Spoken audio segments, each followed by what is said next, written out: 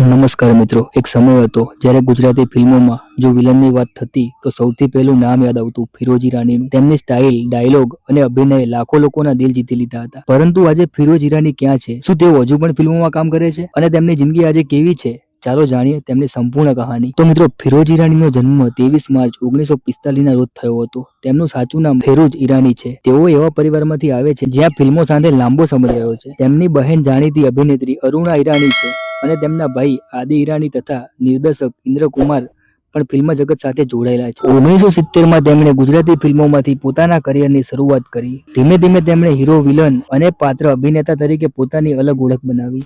તેમને બોલવાની સ્ટાઇલ અને દમદાર સ્ક્રીન પ્રેઝન્સને કારણે તેઓ દર્શકોનો પ્રિય બન્યા। ફિરોઝ ઈરાનીએ દાયકો સુધી ગુજરાતી અને હિન્દી ફિલ્મોમાં કામ કર્યું।